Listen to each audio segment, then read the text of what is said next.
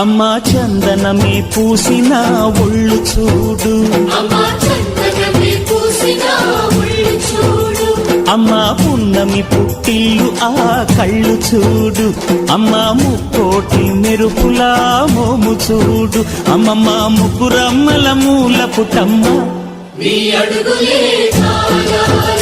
అమ్మా నిప్పుల్ని తొక్కిన నడక చూడు, అమ్మా దిక్కుల్ని దాటిన కీర్తి చూడు, 1000 సూర్యుళ్ళై మెరిసిన